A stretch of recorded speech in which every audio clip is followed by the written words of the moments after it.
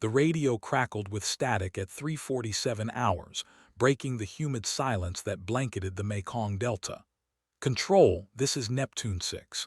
We have multiple tangos down. Repeat, multiple tangos down. No visual on the shooter. The voice belonged to Lieutenant Commander Jake Morrison, his usual cocky demeanor replaced by something approaching awe. His SEAL team had been hunting a ghost for 3 weeks, someone who could drop insurgents from impossible distances without leaving so much as a footprint. What they didn't know was that their phantom sniper had been watching them through crosshairs for the past 47 minutes, calculating wind drift and wondering if these operators were worth saving. Captain Zara, Ripple, Akafor adjusted her breathing, feeling the familiar weight of her SR-25 against her shoulder. The muddy riverbank had been her home for 6 hours, camouflaged so perfectly that even the local water buffalo had grazed within arm's reach without detecting her presence. Zara had earned her call sign during her second deployment in Afghanistan, when her spotter observed how enemy fire seemed to ripple around her position without ever finding its mark. Some called it luck. Others whispered about supernatural protection. Zara knew better. It was mathematics, patience, and an intimate understanding of how fear moved through human bodies like electricity through water. She could read microexpressions through her scope at 800 meters, predict panic before it bloomed in a target's chest. The SEAL team below moved with textbook precision, but Zara noticed the telltale signs: shoulders slightly hunched, weapons held too high, eyes scanning too quickly. They were rattled. Good operators reduced to looking over their shoulders like green recruits.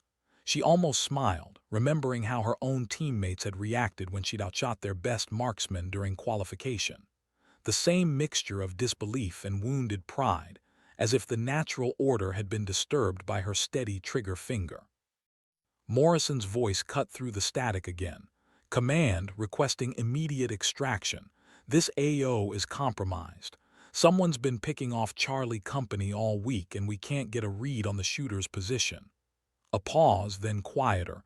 Sir, whoever this is, they're better than us. Zara's finger found the trigger guard as movement caught her peripheral vision. 3 insurgents, AK-47s ready, creeping through the mangroves toward the SEAL position. The Americans had no idea they were about to be flanked. She could let nature take its course, watch these arrogant operators learn humility the hard way. Or she could do what she'd been sent here to do, even if it meant revealing her carefully constructed hide. The scope's reticle settled on the lead insurgent's center mass. Zara exhaled slowly, feeling the familiar calm that preceded the storm. Time to introduce herself properly.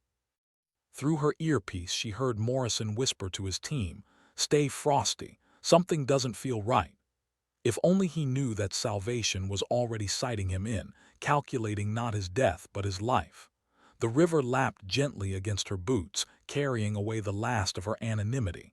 After this shot, there would be no more shadows to hide in.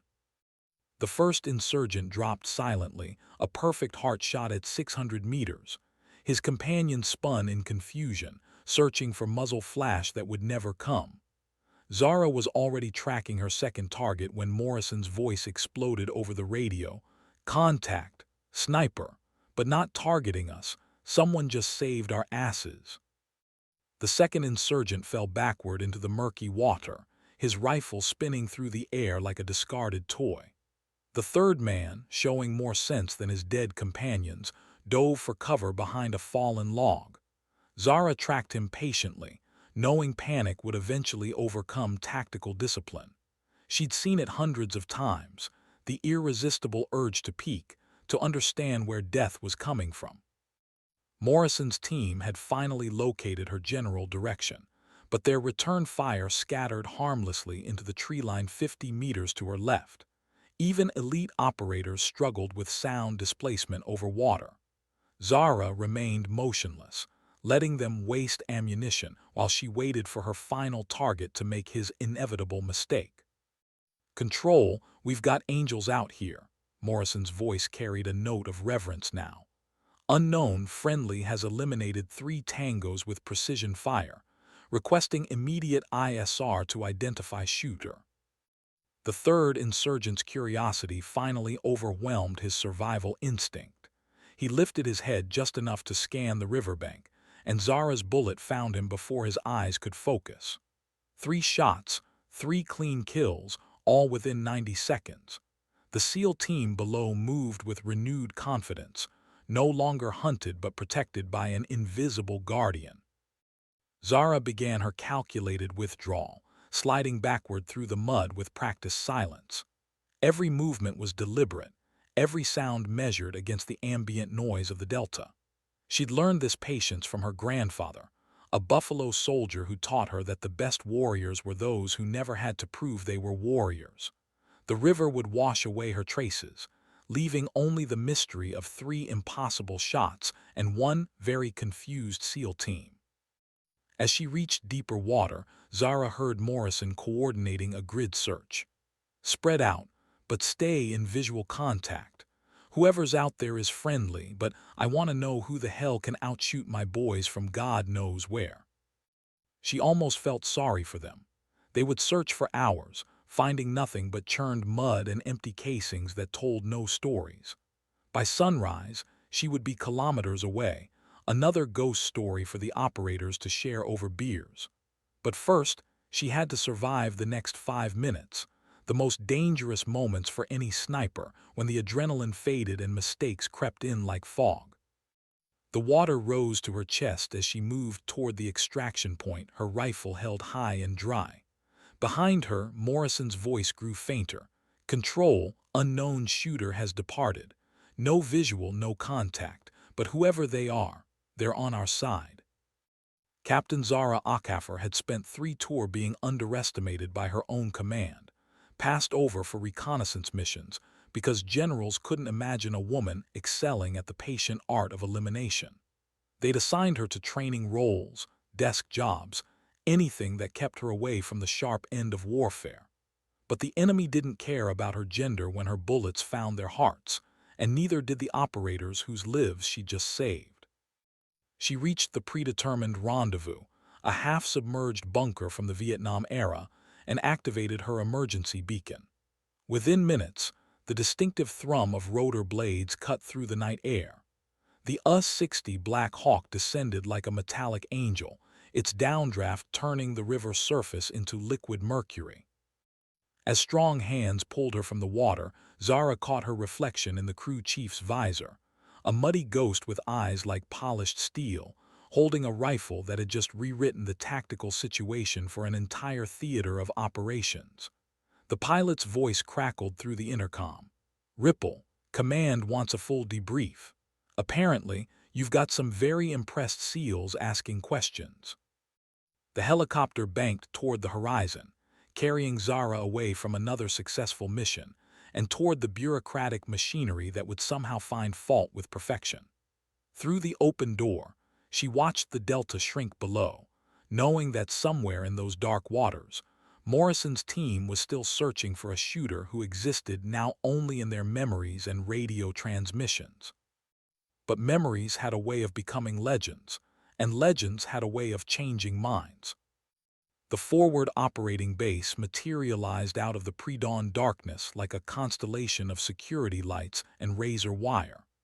As the Black Hawk touched down, Zara could see the inevitable crowd gathering near the landing pad.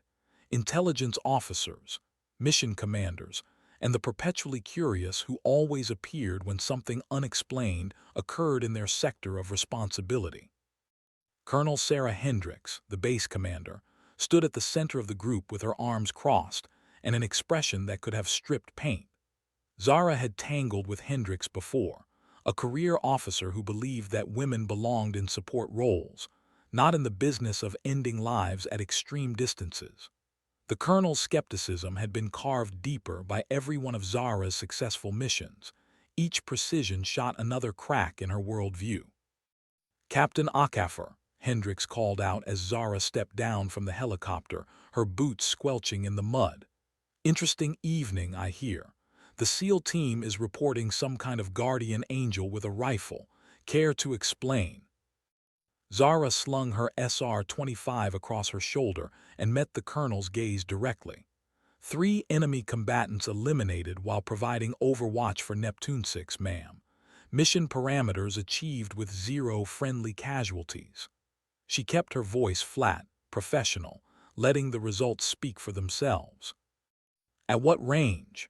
The question came from Major Tom Bradley, the base's intelligence officer, and one of the few people who'd actually read Zara's service record without filtering it through preconceptions. 600 to 800 meters, mixed conditions, low light.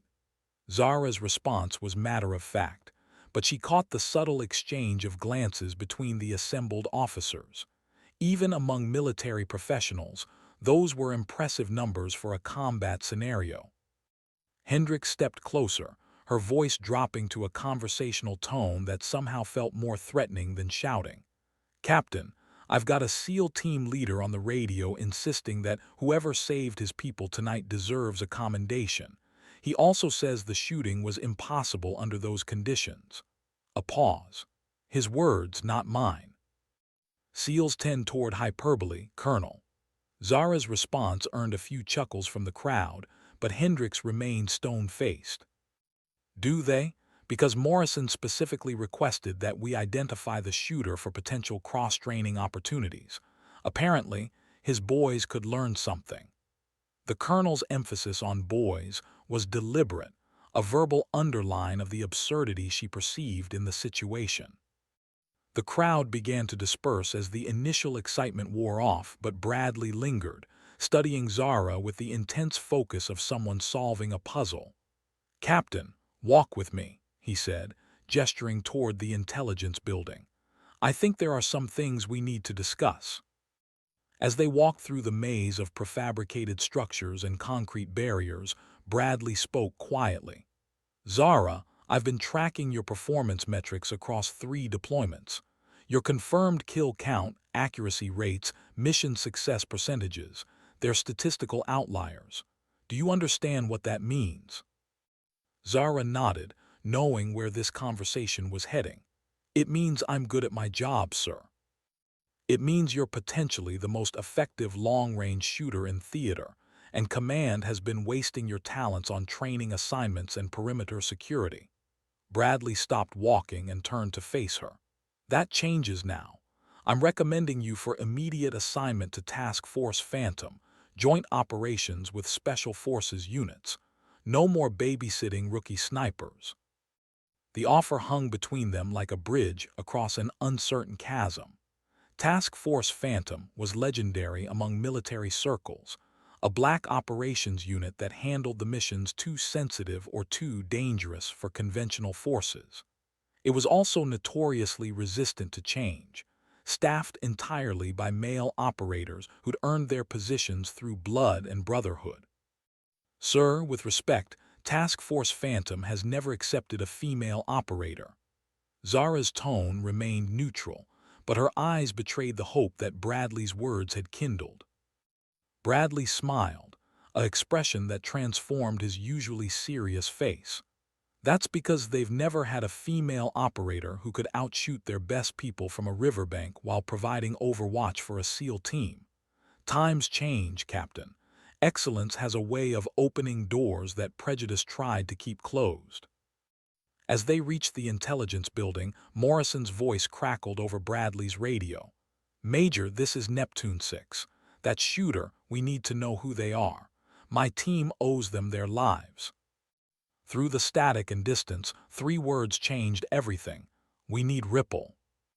The briefing room fell silent as Zara entered, her still-damp uniform and mud-stained boots marking her as someone who'd recently returned from the field, rather than spent the night in air-conditioned comfort.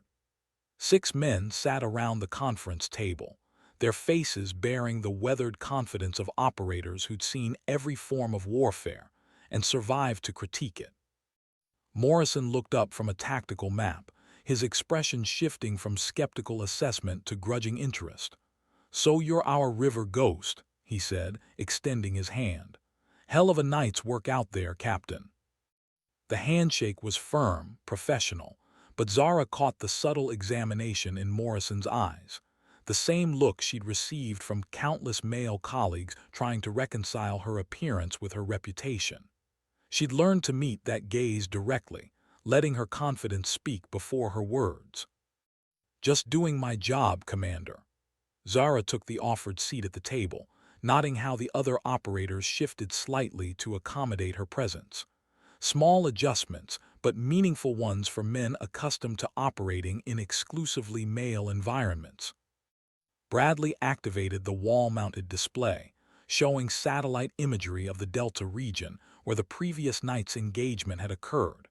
Red markers indicated the positions of the eliminated targets, while blue symbols tracked the SEAL team's movement pattern. Yellow circles marked potential sniper positions, dozens of them scattered across the riverbank.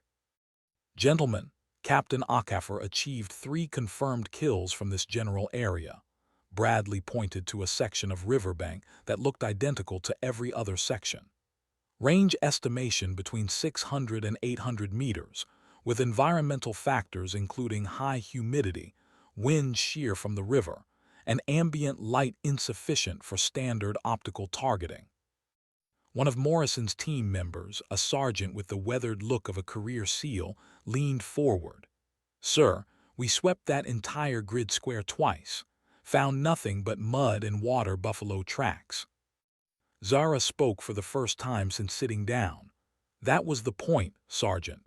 The moment you start looking like a sniper position, you stop being one."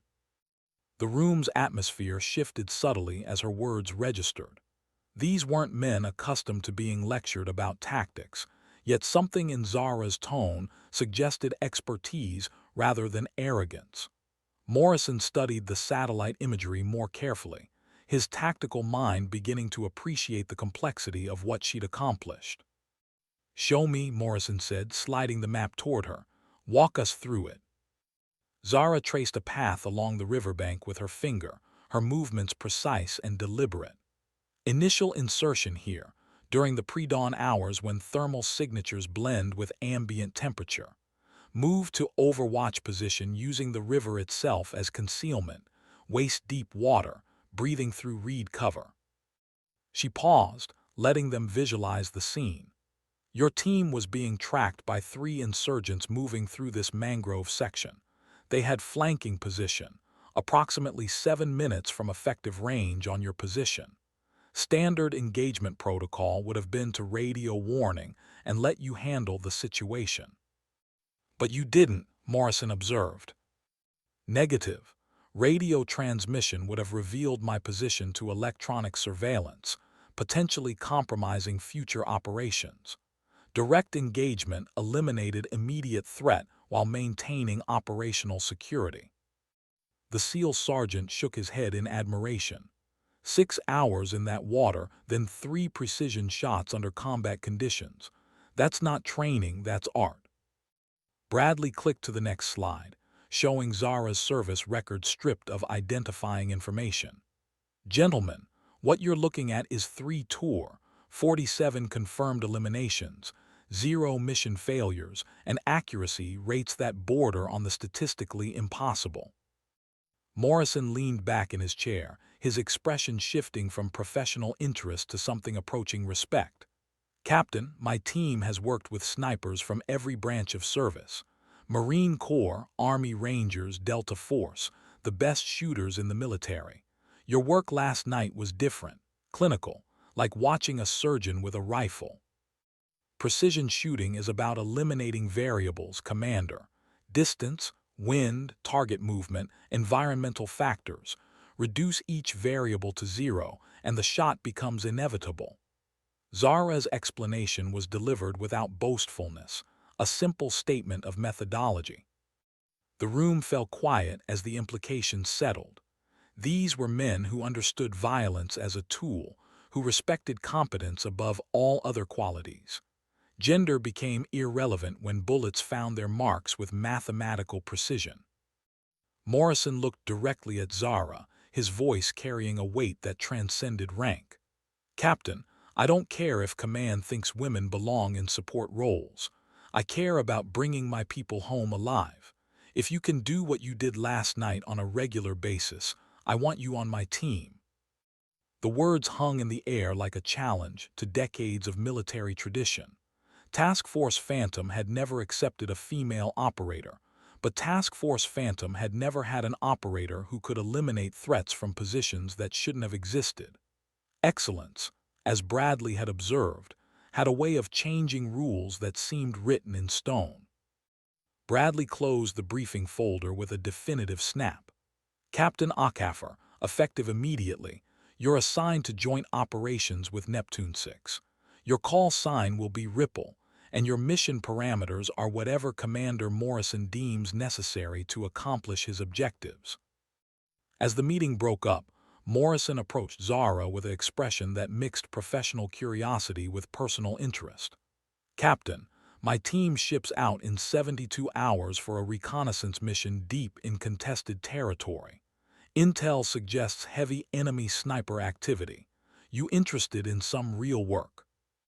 Zara met his gaze steadily, feeling the familiar calm that preceded acceptance of a dangerous mission. "Commander, I've been ready for real work my entire career, just been waiting for someone to notice." Outside the briefing room, the base continued its routine operations, supply convoys, patrol rotations, the endless administrative machinery of modern warfare. But inside that room, something fundamental had shifted. A barrier had been crossed, a door opened that could never quite be closed again. Morrison's reconnaissance mission launched under cover of darkness 3 days later. 6 operators plus 1 sniper whose reputation had begun to precede her arrival. The insertion went smoothly, 4 Black Hawks dropping them at grid coordinates that placed them 60 kilometers behind enemy lines with orders to locate and neutralize a high-value target responsible for coordinating insurgent activities across the region.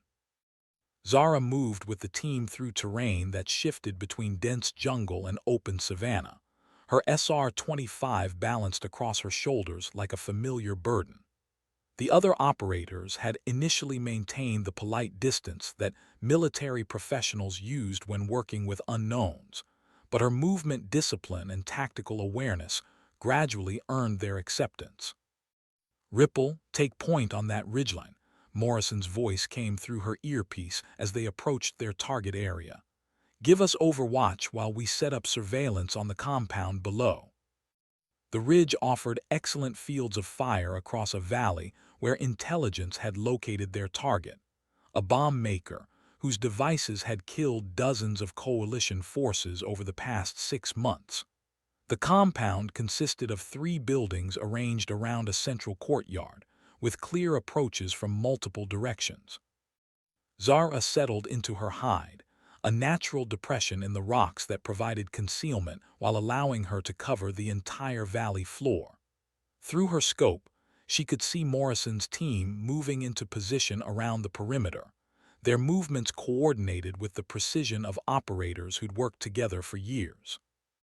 "Control, this is Neptune 6. Morrison's report came through clearly. "Target acquired.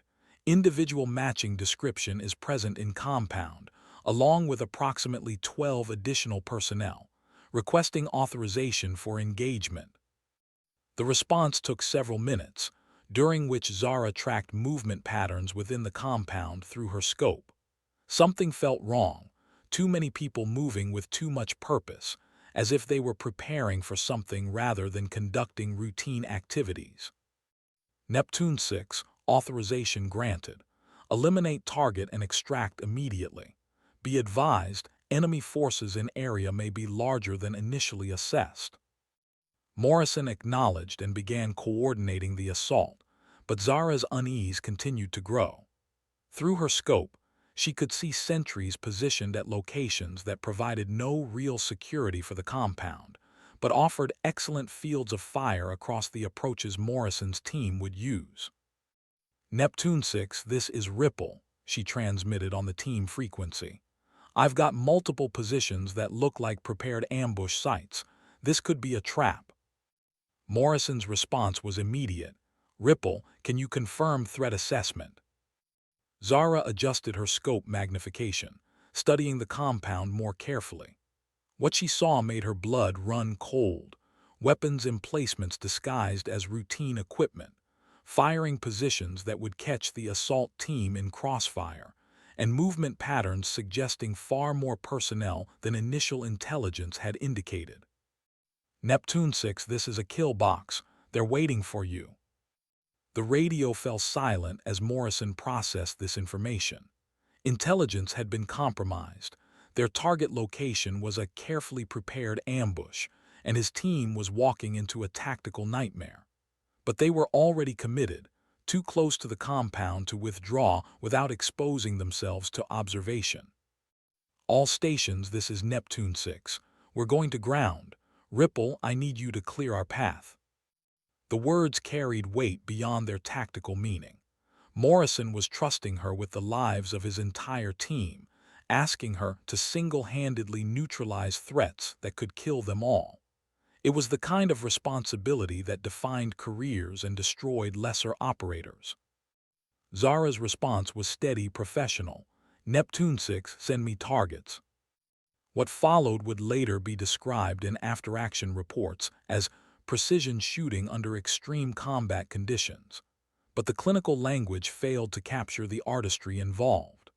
Zara moved through her target list with methodical efficiency, each shot calculated not just for lethality, but for psychological impact on the remaining enemy forces. The first target was a machine gunner positioned to enfilade Morrison's approach route. 800 meters, slight crosswind, target partially concealed behind sandbags. Zara's bullet found him through a gap barely wider than the projectile itself, eliminating the threat before he could even locate her muzzle flash. The second target was more challenging, a sniper in a concealed position on the compound's roof, his rifle trained on the exact route Morrison's team would use. Zara had to account for elevation difference, building materials that might deflect her shot, and the possibility that missing would alert every enemy fighter in the area. Her bullet punched through the thin metal roofing and found its target, the enemy sniper's rifle spinning away as he tumbled from his perch. 2 shots, 2 kills, and Morrison's team had a clear path to their objective. But Zara wasn't finished. Her scope tracked to additional threats, enemy personnel moving to reinforce positions that would threaten the team's extraction. Each shot was a decision, a calculation of immediate necessity against the risk of revealing her position to counter sniper fire. By the time Morrison's team reached their target and completed the mission, Zara had eliminated 7 enemy fighters without exposing her position or compromising the operation.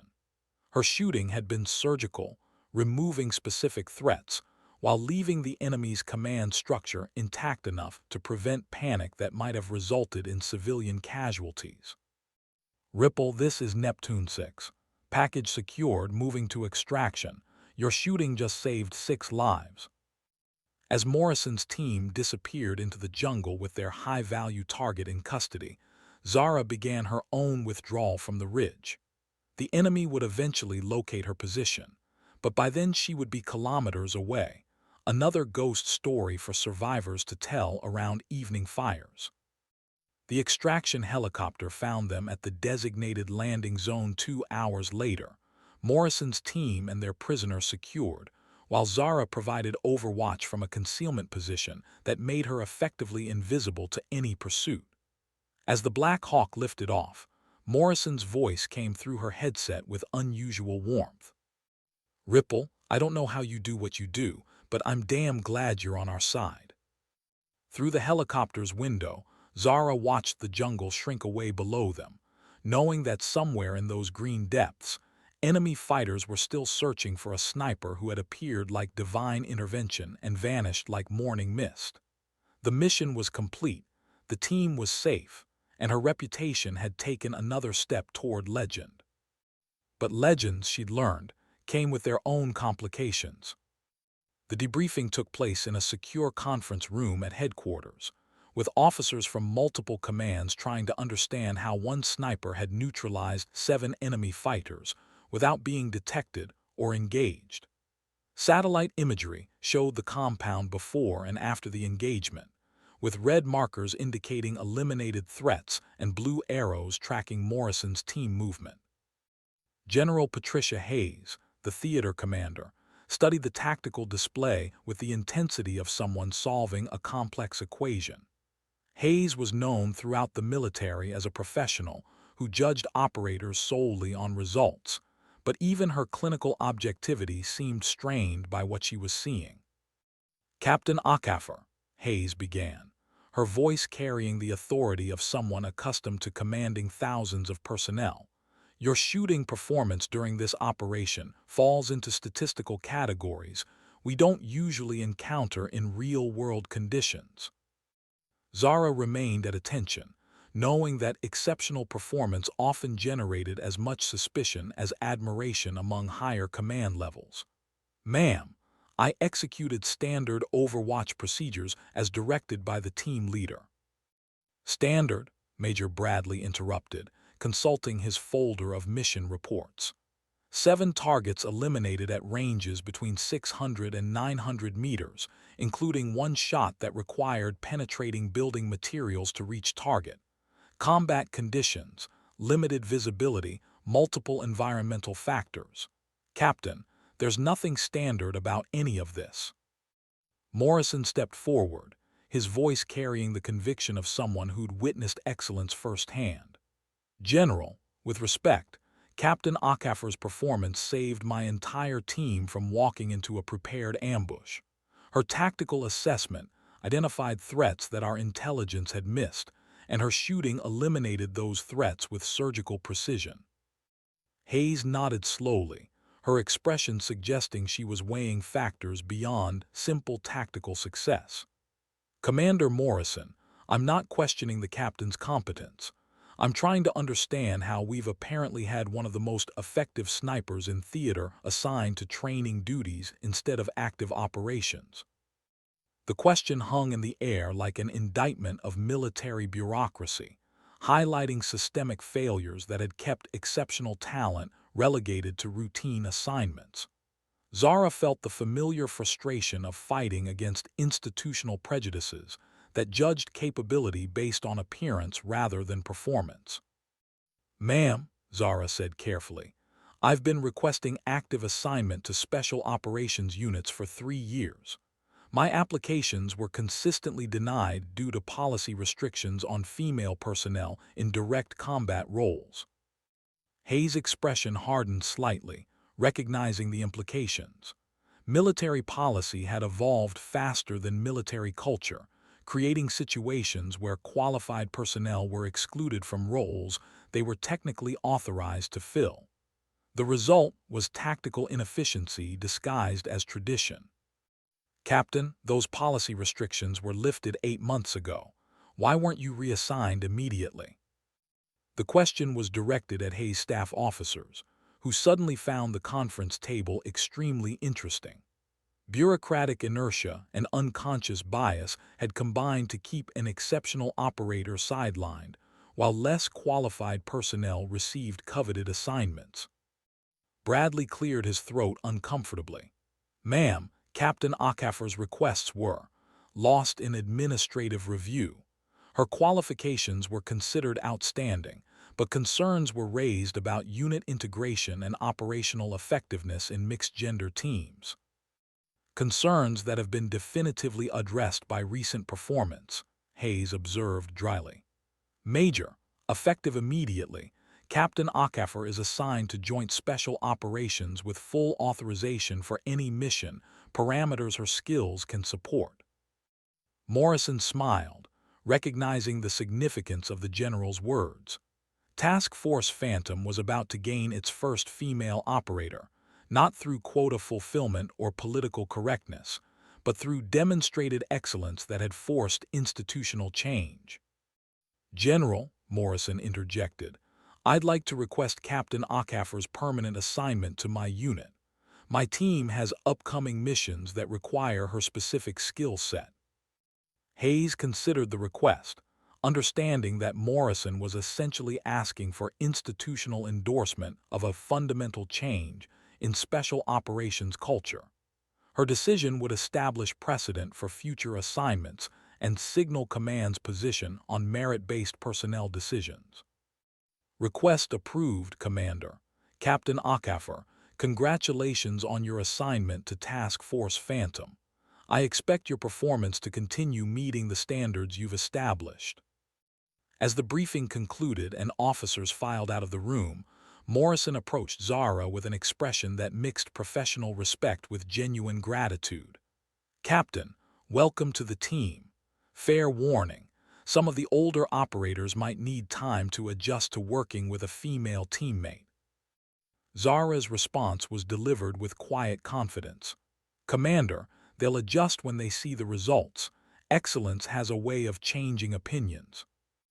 Outside the headquarters building, the base continued its routine operations under a scorching afternoon sun. Supply trucks rumbled between warehouses, helicopters practiced landing patterns, and soldiers went about the endless tasks that kept military installations functioning. But for Zara, everything had changed. She was no longer fighting for recognition. She was fighting alongside the best operators in the military, her skills finally matched with missions worthy of them. That evening, as she packed her gear for transfer to Task Force Phantom's secure compound, Zara reflected on the journey that had brought her to this moment. 3 tours of gradually increasing responsibility, countless training sessions where she'd outperformed male colleagues who still received better assignments, and years of proving herself repeatedly to commanders who seemed determined to find reasons for doubt. But doubt, like fear, dissolved in the face of precision shooting and tactical excellence. Morrison's team had learned what Zara had always known, that competence transcended demographic categories, and that warriors were defined by their actions rather than their appearance. Her new assignment would bring new challenges, missions that pushed the boundaries of what individual operators could accomplish in hostile territory. But challenges were opportunities for excellence, and excellence was what Zara had been preparing for her entire military career. Task Force Phantom's compound was a study in controlled chaos, with operators maintaining equipment, planning missions, and conducting the endless training that kept Special Forces units at peak readiness. Zara's arrival was met with the curious attention that any new team member received, but she could feel the additional scrutiny that came with being the first woman assigned to the unit. Master Sergeant Rico Tank Delgado, Morrison's second-in-command, approached her with the direct manner of someone accustomed to evaluating operators based on capability rather than credentials. Tank had earned his nickname through a combination of physical presence and tactical stubbornness that had kept his teams alive through multiple deployments. "Captain heard you can shoot," Tank said without preamble. "Commander Morrison says you've got skills worth bragging about. That true?" Zara set down her gear bag and met Tank's gaze directly. "Sergeant, I can hit what I'm aiming at. Whether that's worth bragging about depends on what you need hit." Tank's expression shifted slightly, recognizing the quiet confidence of someone who didn't need to prove anything but was prepared to prove everything if necessary. "Fair enough. Range is open if you want a sight in your rifle. Some of the boys might want to watch, see what all the fuss is about." The shooting range was situated at the compound's perimeter, with targets arranged at various distances across terrain that replicated real-world engagement scenarios. Several operators had gathered to observe, their attitudes ranging from professional curiosity to skeptical assessment. Zara recognized the dynamics at play. She was being evaluated not just as a new team member, but as representative of a fundamental change in unit composition. She methodically unpacked her SR-25, checking the scope mounting, bolt operation, and magazine function with the practiced efficiency of someone who treated weapons maintenance as a form of meditation. Every movement was deliberate, professional, demonstrating the kind of weapons familiarity that separated serious operators from casual shooters. "What's your preferred engagement range?" Tank asked, activating the electronic target system. "Whatever the mission requires," Zara replied, settling into a prone shooting position. But I'm comfortable out to 1,200 meters with this platform. Murmurs rippled through the gathered operators. 1,200 meters was extreme range for the SR-25 system, requiring exceptional skill and perfect environmental conditions. Most snipers considered 800 meters the practical limit for consistent accuracy. Zara's first shot impacted the 1,000-meter target with a sharp crack that echoed across the range. Through the spotting scope, Tank could see the bullet holes centered in the target's scoring rings. Dead center. Wind call was perfect. The second shot followed within 30 seconds, impacting millimeters from the first. The third shot completed a grouping that could be covered with a quarter, demonstrating consistency that bordered on the mechanical. The range fell silent as operators processed what they were witnessing. "God damn," whispered Corporal James Spike Washington, a team demolitions expert whose own marksmanship was considered exceptional within the unit. "That's not shooting, that's engineering." Morrison appeared beside the group, having been drawn by the distinctive sound of precision rifle fire. "Gentlemen, meet your new Overwatch specialist. Any questions about Captain Akafer's qualifications?" The questions, Zara knew, would be answered not on the range but in the field, where theoretical accuracy translated into saved lives and completed missions.